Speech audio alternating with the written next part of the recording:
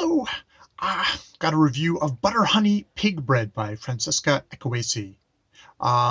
It is a 2020 novel from a debut novel from Francesca Ekwuyasi, Nigerian-born, Halifax-based Canadian author. Has Was longlisted for the Giller. Was a contestant on CanadaReads. You can filter back in my videos for a whole thing on CanadaReads. 4 books enter, one book wins. Was not this book, but I got to know some other really cool books that way. I first heard about it from David at the Poptimist, actually, and I will try and link down below to his gushing. I think it was one of his top reads of 2020. So yes, this is the blurb actually is pretty accurate in this one. It's an intergenerational novel about food, family, and forgiveness, and we'll get back to that blurb at the end. So yeah, Mother Kemberanichi believes that she was born an Obanji, basically a spirit that wasn't supposed to actually be born as a human being, and as a result curses her family to misfortune. And as a result of a trauma that happens to Kendi, one of her twin daughters, that it destroys her relationship with her twin sister, Tai. The family is completely fractured. The 2 daughters go off on their own. Kendi, in particular, just cuts off all communication with the rest of the family, while Tai is kind of obsessively writes her letters, sort of talking to her about her life, about how she is feeling, how she is sort of tormented by her own guilt over the particular trauma. I think we all dance around things. It does get revealed later in the thing. I guess needless maybe just to say it is an assault. There's a sexual assault, and the particulars and all that you learn throughout the book, and how corrosive and how terrible this was for this family. So Tai is also a chef. She's a lot of her points. This book is divided into kind of 3-point POVs interweaving throughout the story. Is a chef, and is always like kind of cooking, and that's sort of where she does show her love, her thing. Unfortunately for her, she's lesbian, and not unfortunate, but unfortunately she's not able to make any actual connections relationship wise. She basically just has sex, has all the fun sex stuff, and then the second things get even slightly serious, she is out of there. She is messed up that way. It's not like she's having fun sex and just that's all she wants. It's like, no, she wants a lot more, but unfortunately that's all she is capable of due to her history. So yes, at the opening of this novel, Kendi is flying into Lagos, Nigeria, and is one of Tai's lovers has, thinking that they were doing a good thing, sent that big box of letters that Tai had been writing obsessively to Kendi over the years, has sent it to her, and so she's still reading it as she's arriving in Nigeria, ostensibly to kind of introduce her mother and Tai to her I think it's at this point husband, but that more is coming, and indeed it comes to a head in the present. The cool thing about the novel is, yes, it's divided into the 3 points of view. You get the mother and the 2 daughters. You also kind of jump back and forth in time, back to before, back to the Cabernaci, the mother's childhood, and basically her life is Obanji, and hearing voices, the kin are always there in her head. The novel is not, for the most part, I think, making this it is still a mental health issue. It is a mental health issue. She is not functional. it's definitely framed in this sort of this kind of paradigm, this kind of way of looking at the world. And through the relationship with the father, after the father, and then the daughter's childhood, and also the daughters after they've gone away, Taï in Provence, learning cooking, Candy, so we get all this kind of mix. It's a really good mix because it's one of those things of like, you come into a family setting and you see all these people sitting around and they've obviously got this giant history, but you don't know it. You're like the husband of Kendi in this book. You've got no clue, but because this is a novel, you get to get filled in to all the emotional history that's going on before. So you're completely up to date. And Ekwuyasi does a really good job of kind of juggling that, so you're never particularly confused. You always know whose head you're in. You always know what time you're in and stuff like that. It's not, sometimes with literary novels, they really just throw you into the deep end and you're completely lost. I found this very clear that way. So yeah, I think I think I saw one of the blurbs. It's like, oh, it kind of reminds me of Emezi Ekwuyasi's Freshwater. Now that novel, also a Nigerian-based or born author.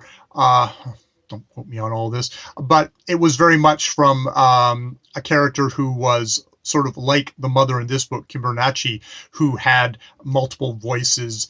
That was much more intensely that person's point. That was only that person's point of view, and it was, you were deep in that person's head, and it could get confusing, but it was also kind of exhilarating that way. This novel, it's very much all the three women's stories, and I'd probably argue it feels more the daughter's stories than the mother. So if you're kind of coming in for kind of another hit of that, it's not there.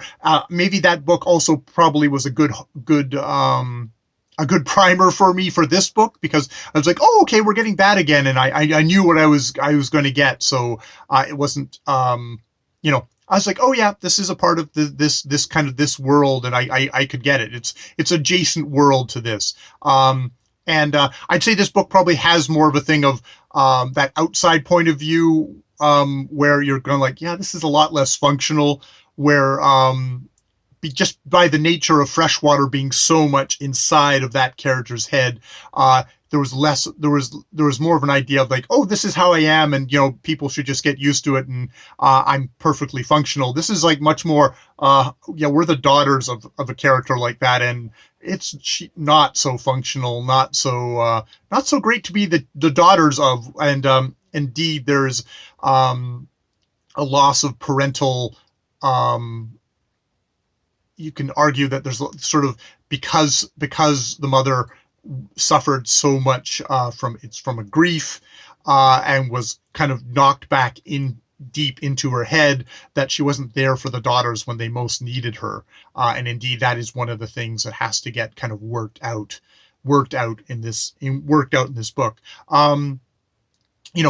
This is also, I talked about Taï's kind of sexual hedonism, but I think this isn't like this is not me being cis, semi-straightish white guy saying like, oh, this is I give my stamp of approval, this is a good lesbian novel, but I noted that it's like, it wasn't one of these things of like, oh, her liking other women wasn't the problem. The problem was that Taï has extremely good taste in women. It's just that she could not make that connection with the women. That was the issue.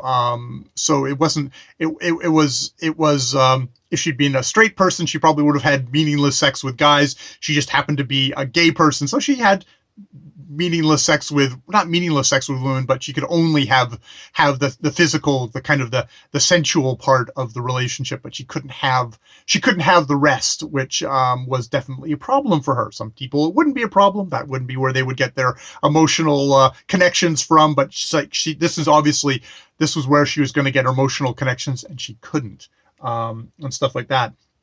So I want to go back to the blurb for my final little thing here because, yeah, I said it's a intergenerational novel about food, family, and forgiveness, which you can somewhat roll your eyes at. It sounds like, oh, yeah, how heartwarming and stuff like that. And I think without spoilers, I can say that, at the end of this book, it's like not everything is good. It's not like, oh, we're all happy, perfect again, but there's healing. There's healing that goes on.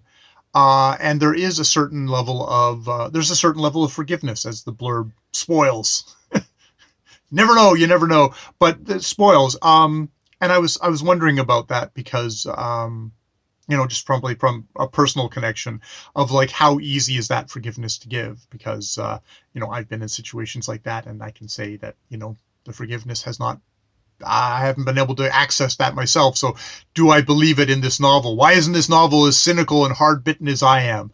But I thought about it, and I was thinking about like how much food is actually so important in this novel. Tai shows her love through food. There's kind of history, the history of the culture of the people. It's all this stuff that kind of supports and brings people together. And I think if it wasn't butter, honey, pig bread, if it wasn't that food actually helps heal, helps bring characters together. You share a meal with somebody.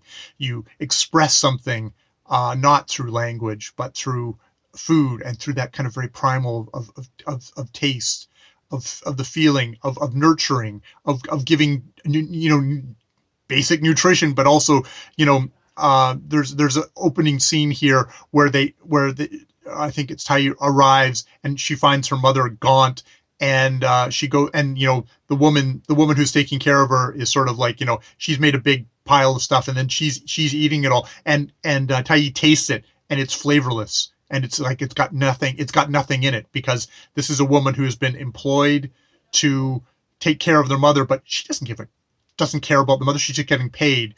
And it's like she fires the woman, she makes up a batch of her own food, and she gives that to her mother, and her mother immediately just starts eating and eating. It's like that connection right at the beginning there is like food is love. That is the real setup for how the novel is going to go. And it's like that at the beginning there, is so important to show you, is so important to kind of give that credibility to the ending of this book and make it a powerful ending, make it a believable ending, even though there's a part of me that still struggles with that. So yeah, that's my review of Butter, Honey, Pig Bread by Francesca Ekwuyasi. Yeah, definitely worth a read. All right, more videos later.